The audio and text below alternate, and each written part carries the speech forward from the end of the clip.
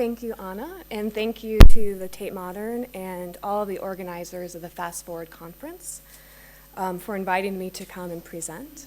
And a warm thank you for all of you for coming and participating in this very lively discussion.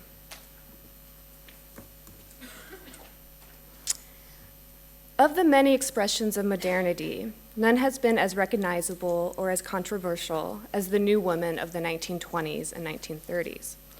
While striking visual representations of this iconic figure were widely disseminated in the mass media, the new woman was more than a passive image. As an active producer of photographs, she helped to define the terms of a radically changing society. In fact, several new women were numbered among the key photographers of modernism. Better access to education and professional opportunities enabled more women to enter the field during the first 2 decades of the 20th century than was previously thought. For many, the camera became a tool for self-determination, as well as provided for a rewarding livelihood. With this newfound independence, female photographers were particularly well positioned to comment on a time of tremendous social transformation.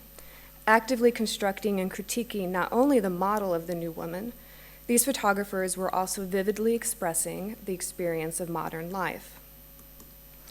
The project that I'm currently working on will take the form of a major exhibition opening in the fall of 2017 at the National Gallery of Art in Washington, D.C., as well as an exhibition catalog, both titled The New Woman Behind the Camera. The exhibition will examine the formidable role women played in the creation of modern photography during the interwar years.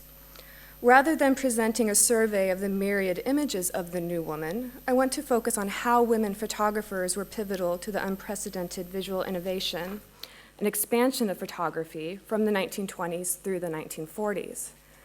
Organized thematically, this exhibition will reveal that female photographers were thoroughly engaged with the diverse practices of professional photography by producing inventive portraits, original views of daily life, important documents of historical events, and creative commercial work. As recent research has shown, for example, the Modern Girl Around the World Research Group and the New Woman International, the cultural concept of the new woman was a global phenomenon, reaching the pages of magazines and newspapers not only in Germany, France, and the United States, but also in South Africa, India, Japan, and China. However, the ways in which this new understanding of female identity affected the daily lives of women, obviously in different places, it varied significantly from place to place.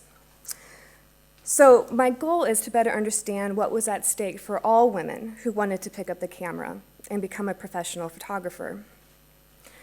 Women who moved into professional photography were affected by particular demands, often gender-based and definitely socially based.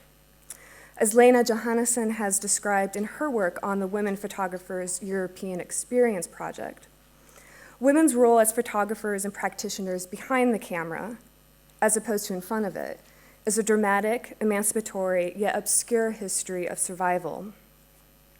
Johannesson notes that women have adapted photography to their life situation, on the death of their husband, as a means of making a living, the excuse to go out into the world to satisfy a longing for freedom, or last but not least, as a pursuit for artistic and social legitimacy. Yet to this day, their contributions to the advancement of the medium have been underplayed, and while their histories vary, it is this variation that reveals the true complexity of modernism. As more research is conducted, it is becoming clearer that women photographers were important players in the 19th century, and their participation steadily grew to the 1930s, to a point where we can say that women photographers were transforming from isolated examples to vital partners who were defining and expanding the medium. By the 1920s, generally speaking, women were enjoying a greater level of social and personal agency. The First World War had proved women's resilience and adaptability to hard industrial labor, and many women felt a rising confidence in their ability to assume an equal role in shaping modern society and its cultures. After the war, the fight for more equal rights and political emancipation had regained momentum. While the Weimar Constitution of 1919 guaranteed women's right to vote and to study at the university, other countries were still looking to gain voting rights for women. A large number of women were picking up the camera as laws were passed granting them more equal rights and more access to work in the public sphere. As symbols of modern progressiveness, urbanism, technological advancement, and democracy, the new woman and photography made for a powerful couple. Female photographers benefited from women's more general independence in public and professional life, and the camera in turn provided new possibilities of visibility and movement in public space.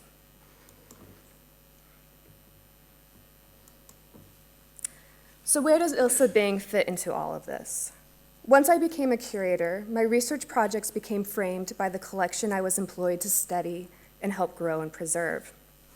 My interest was sparked by the National Gallery of Art's collection of over 80 photographs by Bing, most of them given by the artist herself through her estate in 2001. While the National Gallery proudly states that Ilse Bing is one of the photographers it holds in depth, along with Alfred Stieglitz, Robert Frank, Walker Evans, Andrea Tate, and Paul Strand, the museum has yet to present a one-woman exhibition of her works. It has, of course, mounted exhibitions on Alfred Stieglitz, Robert Frank, Walker Evans, and a host of other male photographers. So I had hopes to present such an exhibition on Bing, but it didn't gain enough support at the time, and this was 2012. So I expanded the topic to explore the larger cultural context in which Bing worked, with the goal of expanding the geographical boundaries beyond those of the US and Europe. That being said, I will briefly examine works by Ilse Bing from the National Gallery's collection as a means to highlight the themes of my project.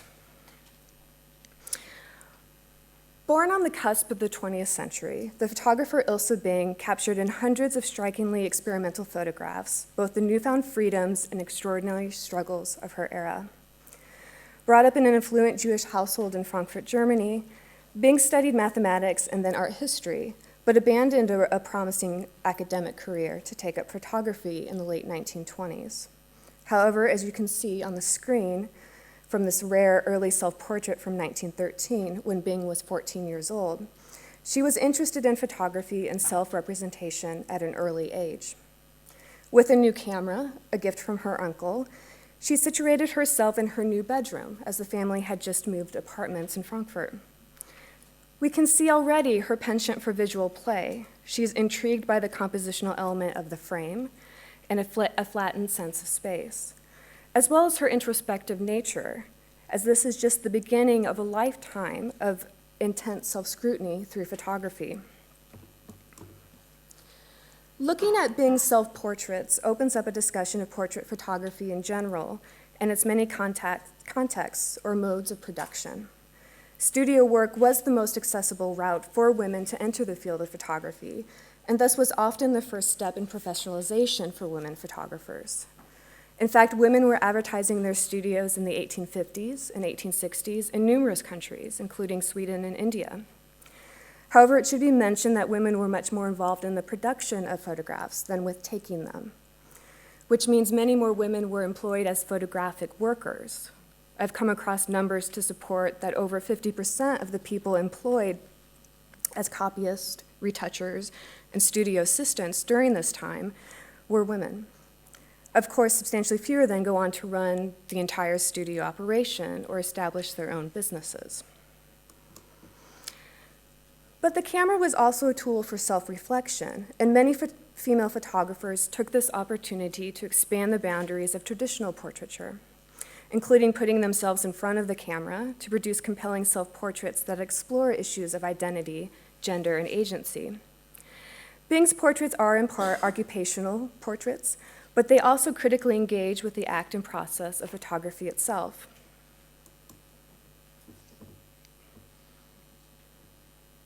As we can see by 1931, Bing's approach to self-portraiture is more sophisticated. While amateur photography manuals gave pointers on how to take self-portraits with mirrors, Bing's are grounded in her study of art history and architecture, which included a fairly in-depth knowledge of abstraction, cubism, and constructivism. Bing then presents herself as a photographer, artist, engineer. She is taking part in an intellectual movement seeking to change society through technology, and in particular, the optical possibilities of the camera lens. Photography was, in the words of Bing's colleague and role model, Florence Henry, a profession which produces results that also awaken the interests of others. Studio work immediately poses the question of what is meant by professional and what is meant by self-taught or amateur photography. Schooling or training through apprenticeships is a prerequisite for professionalization, but many photographers were self-taught. Photography was not part of a guild system per se. As a relatively new technology, it was an occupation that women could set up for themselves, sometimes creating studios and darkrooms in their own homes. Yet some women were from families with photographic studios, or they held apprenticeships with well-known photographers.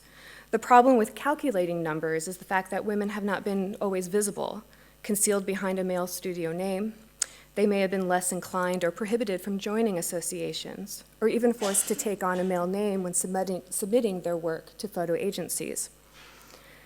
Photography's exclusion from the academy mirrors women's exclusion from traditional education.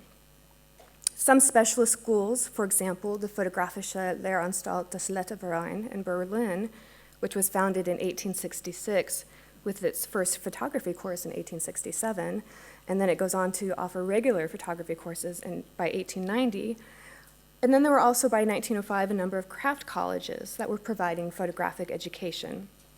Of course, all of this is really well before the art academies were allowing women to enroll.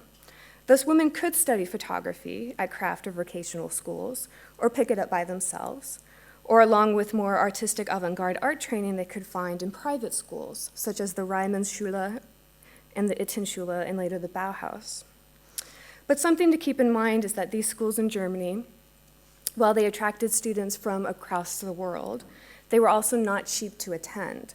So students needed to be relatively affluent, such as someone like Bing.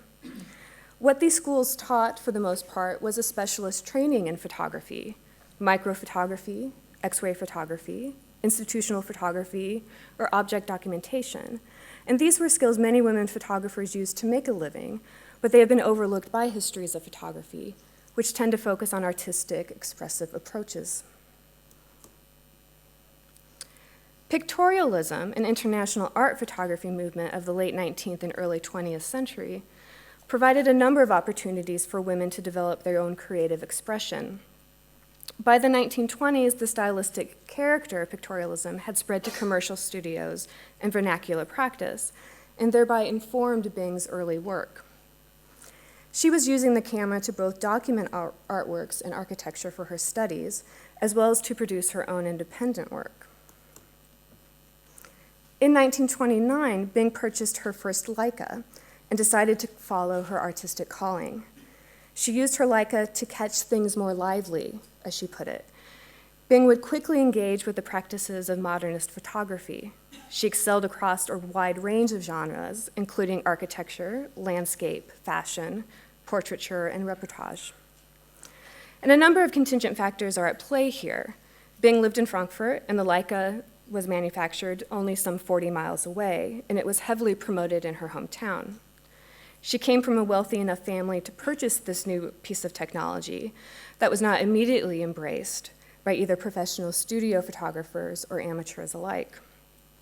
With great mobility and ease of movement, the Leica could be used spontaneously and could be pointed in a variety of different angles. With roll film containing up to 36 frames, visual narratives could be more easily and creatively constructed and told. After deciding to pursue photography as a profession, Bing secured commissions from the renowned magazine Das Illustrierte Blatt, which was the illustrated supplement to the Frankfurter Zeitung, and she also worked for Mart Stam, a prominent architect and former Bauhaus instructor, who introduced her to the city's artistic circles. Bing photographed the new modernist architecture that was part of the design for the new Frankfurt. The history of photography at this time is framed by migration, often forced by economic, political, and social upheaval. In 1930, Ilse Bing moved to Paris, where she joined a vibrant community of avant-garde photographers, including Brassai, André Carthage, Florence Henri, Germaine Cruel, and Henri Cartier-Bresson, many of whom she was familiar with through her work with the illustrated magazines.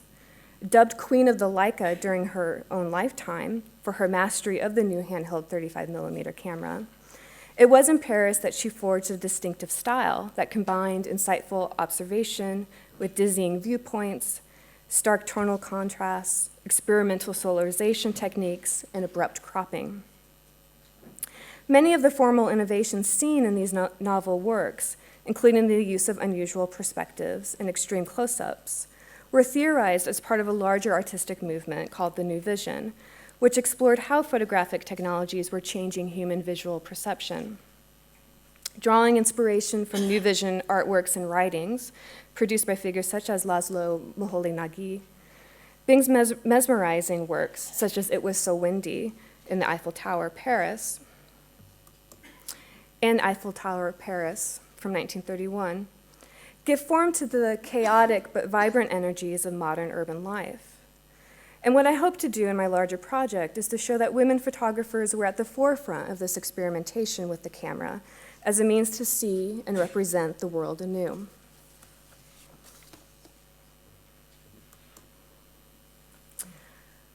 Photography was the new medium of historical and political information, as the 1920s witnessed an unprecedented growth in the production of photographically illustrated newspapers, magazines, and books, all of which created a more visually literate society.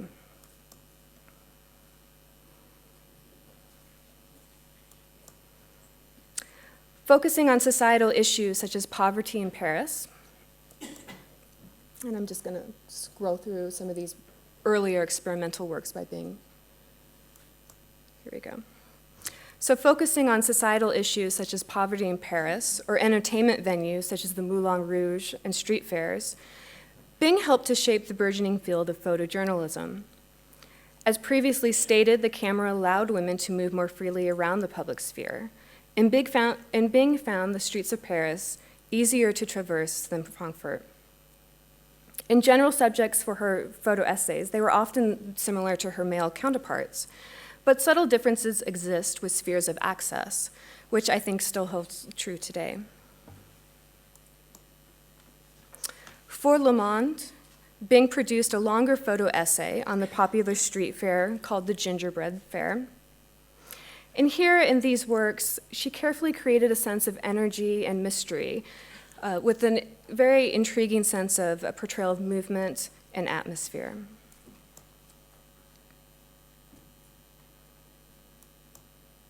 Giving us a sense of the crowd.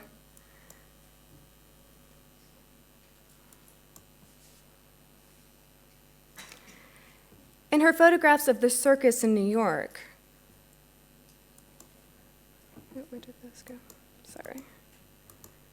Here we go. So in her photographs of the circus in New York, she was working in low light with long exposures, but was able to create prints with a dense, velvety black that evoke a really lush, rich texture and atmosphere. So some of these works are suspenseful and still, while others are catching vibrant movement and an interesting sense of energy.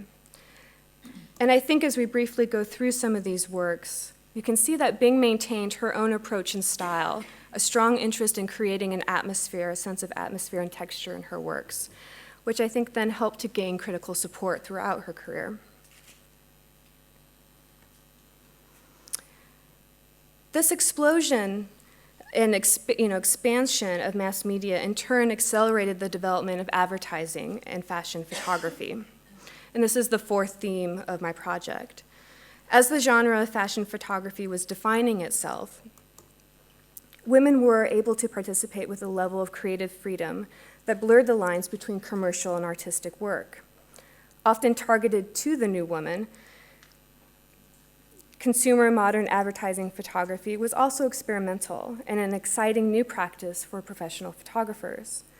This arena is a complex system, though, where female photographers were both agents of production and consumption. But it is through their visual images that we can then better understand the contradictions and inequities that were involved. The fashion and advertising industry was also a world where one success was made through the right connections.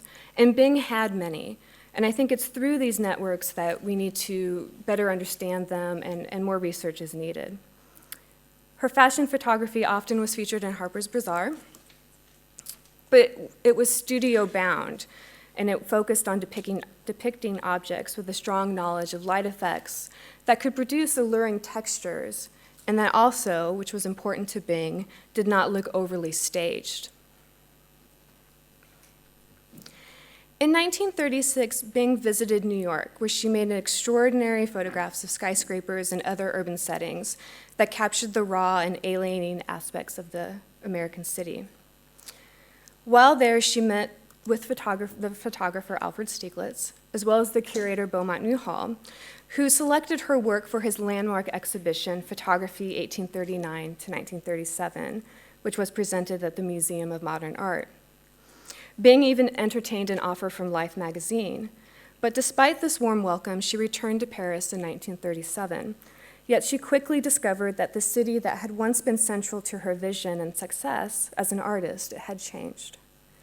Between the economic crisis, rising anti-Semitism, and the rumblings of war, Paris was no longer a haven for experimental photojournalism or émigré artists. In 1940, Bing and her husband were interned by the Vichy government, but a year later, the couple managed to emigrate to New York, where they settled and eventually became American citizens. Like other refugee artists, Bing struggled to find her voice in the hectic new environment. She experienced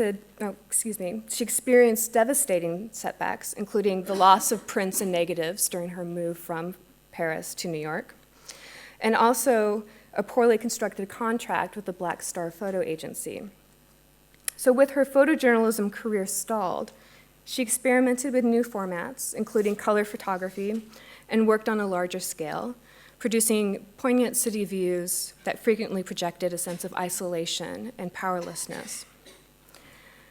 Several of her later portraits, like the one we see on the screen now, show the photographer as a shadow, revealing not only the mechanics of photography, grounded in the dialectics of light and darkness, presence and absence, but also a symbol of transience, death, and life's fragility. While she achieved modest success at the end of the 1940s, she stopped photographing in 1959, explaining that everything moves, nothing stays, and I should not hold on. Instead, she began to write poems that she described as snapshots without a camera. Yet photography never released its hold on her.